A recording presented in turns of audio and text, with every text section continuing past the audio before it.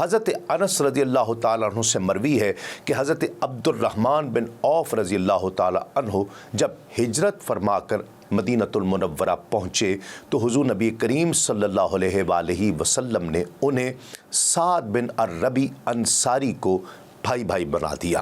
حضرت سعد نے اپنے اسلامی بھائی حضرت عبد الرحمن بن عوف کو کہا کہ تم میرے بھائی ہو، میں سب اہل مدینہ سے زیادہ مالدار ہوں، آپ میری ہر چیز نصف کر سکتے ہیں، آدھی آدھی کر دیجئے، آدھا خود رکھ لیجئے اور دوسرا آدھا مجھے دے دیجئے۔ میری 2 بیویاں ہیں، یہاں تک ناظرین کرام کہ میری 2 بیویاں ہیں، ان میں سے ایک کو میں طلاق دے دیتا ہوں، عدت گزرنے کے بعد آپ اس سے نکاح کر لیجئے۔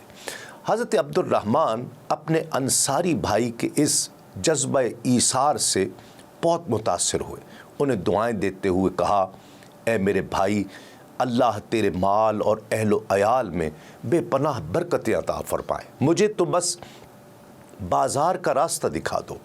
انہوں نے انہیں بازار کا راستہ دکھایا، یعنی کاروبار کے لیے فائنینس کیا۔ آپ وہاں تشریف لے گئے اور خرید و فروخت شروع کر دی اور نفع کمایا، کچھ پنیر اور گھی ساتھ بھی لائے۔ بازار جانا اور کاروبار کرنا ان کا معمول ہو گیا۔ چند روز بعد بارگاہ رسالت میں آپ صلی اللہ علیہ وآلہ وسلم میں حاضر ہوئے۔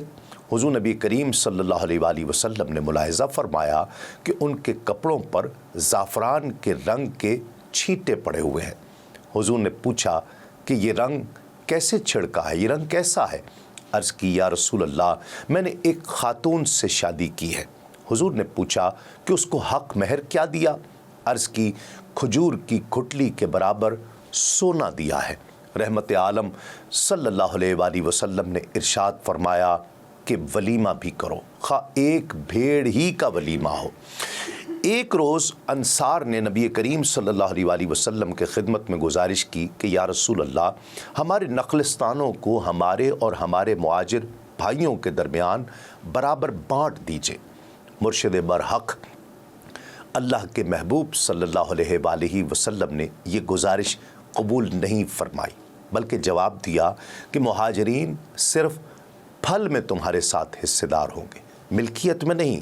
انصار نے عرض کیا، سمعنا وطعنا، ہم نے حضور کے فرمان کو سنا، ہم اس کے سامنے سر تسلیم خم کرتے ہیں۔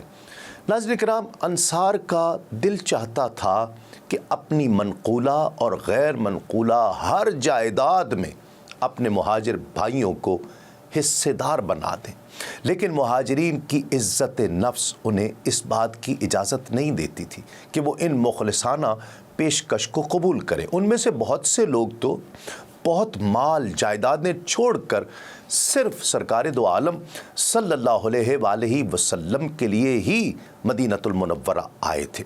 انصار نے اپنے مہمانوں کی روزمرہ کی ضرورتوں کو جس خوشی اور فراخ دلی سے پورا کیا، اسے مہاجرین اپنے انصار بھائیوں کا بڑا احسان سمجھتے تھے، اور اس سے زیادہ انہیں تکلیف دینا ان کی فطری غیرت کو بھی گوارا نہیں تھا۔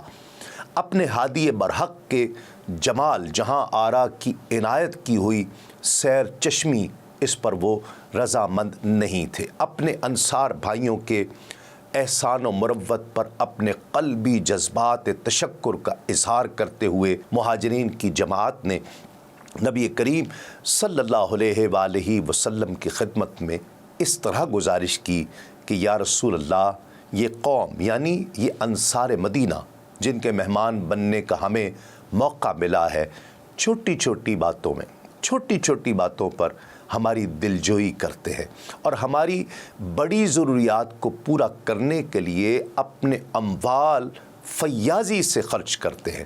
ہم نے ان جیسی کوئی قوم نہیں دیکھی ہے، ہمیں کسی قسم کی مشقت بھی نہیں کرنے دیتے اور اپنی آمدنی سے ہمیں پورا حصہ دیتے ہیں۔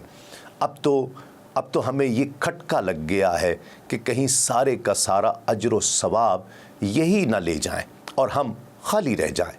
حضور نے فرمایا، ایسا نہیں ہوگا جب تک تم ان کی اس فیاضی اور ایثار پر ان کی ستائش کرتے رہو گے اور ان کے لیے بارگاہ رب العزت میں دعا کرتے رہو گے؟ انصار نے اپنے باغات اور مزروعہ زمینیں اپنے مہاجر بھائیوں کو دینے کی کئی بار کوشش کی، لیکن نبی کریم صلی اللہ علیہ وآلہ وسلم واقف تھے کہ مہاجرین تجارت پیشہ لوگ ہیں، فن زراعت سے انہیں برائے نام واقفیت ہے، اس لیے مہاجرین کی طرف سے اس پیشکش کو قبول کرنے سے انکار فرما دیا کرتے۔ انصار نے عرض کی کہ یا رسول اللہ، ہم باغبانی اور کاشتکاری کے سارے فرائض خود انجام دیں گے، اس سے جو پھل اور اناج جو بھی حاصل ہو اسے حضور نبی کریم صلی اللہ علیہ وآلہ وسلم ہمارے درمیان اور ہمارے مہاجر بھائیوں کے درمیان آدھا آدھا بانٹ دیا کرے۔ ناظرین کرام، جب کچھ عرصہ یہودی قبیلہ بنو نذیر کو مدینے سے جلا وطن کر دیا گیا تو ان کی مزروعہ زمینیں مسلمانوں کے قبضے میں آ گئی۔ رسول کریم صلی اللہ علیہ وآلہ وسلم نے انصار سے فرمایا کہ تمہارے مہاجر بھائیوں کے لیے کوئی مال نہیں ہے، اگر تم چاہو تو میں بنو نذیر کی زمینوں کو اور تمہارے اموال کو تمہارے درمیان اور ان کے درمیان تقسیم کر دوں، اور اگر تم چاہو تو تمہارے اموال تمہیں واپس کر دیے جائیں اور یہ جو مفتوحہ زمین صرف مہاجرین میں یہ تقسیم کر دی جائے۔ ناظرین کرام، ان سرفروشان اسلام نے اپنے آقا کی بارگاہ میں بصد خلوص عرض کی، یا رسول اللہ، یہ بنو نذیر کی مزروعہ زمینیں تو حضور سب کی سب ہمارے مہاجر بھائیوں میں تقسیم فرما دیجئے، اور ہماری زمینوں کو بھی ان کے درمیان اور ہمارے درمیان جس طرح آپ کی رضا ہو آپ بانٹ دیجئے۔ ان پیشکشوں کا سلسلہ جاری رہا، لیکن مہاجرین نے اپنے انصار بھائیوں پر اپنا بوجھ ڈالنا مناسب نہیں سمجھا اور ہر ایک نے اپنے ذوق کے مطابق کاروبار کا آغاز کر دیا۔ حضور نبی کریم صلی اللہ علیہ وآلہ وسلم کی دعاؤں کی برکت سے ان سب کو اتنی ترقی ہوئی کہ کچھ عرصے میں بعد ہی جب ان کے قافلے سامان تجارت سے لدے ہوئے مدینہ طیبہ پہنچتے تو دھوم مچ جایا کرتی۔ اسی طرح حضرت عثمان غنی رضی اللہ تعالی عنہ نے کھجوروں کی خرید و فروخت کا کاروبار شروع کیا۔ حضرت سعید بن مسیب فرماتے ہیں کہ میں نے حضرت عثمان کو منبر پر خطبہ دیتے ہوئے سنا، آپ فرما رہے تھے کہ میں یہودیوں کے ایک قبیلہ بنو قینقاع سے کھجوریں خریدا کرتا تھا اور نفع پر اسے بیچ دیا کرتا تھا۔ حضور نبی کریم صلی اللہ علیہ وآلہ وسلم کو جب یہ اطلاع پہنچی تو مجھے فرمایا، عثمان، جب بھی کھجوریں خریدو تم ماپ کر خریدا کرو، اور جب بیچو تو بھی ماپ کر وزن کر کر بیچا کرو۔ حضرت سیدنا ابو بکر صدیق رضی اللہ تعالی عنہ مدینہ طیبہ کی نواحی بستی شیخ میں اقامت پذیر ہوئے، آپ وہاں کپڑے کی تجارت کرتے تھے۔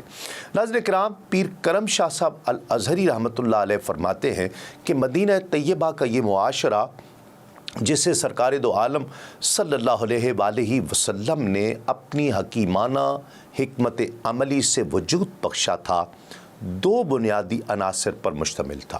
ایک طرف انصار تھے جو سراپا خلوص و ایثار تھے اور اپنی منقولہ اور غیر منقولہ جائیدادیں اپنے مہاجر بھائیوں میں آدھی آدھی تقسیم کرنے کی صدق دل سے پیشکش کر رہے تھے، اور دوسری جانب غیور مہاجر تھے جو اپنی کریم النفس میزبانوں پر بوجھ بننا پسند نہیں کرتے تھے، خود اپنی ہمت اور محنت شاقہ سے اپنے لیے رزق حلال تلاش کرنا چاہتے تھے۔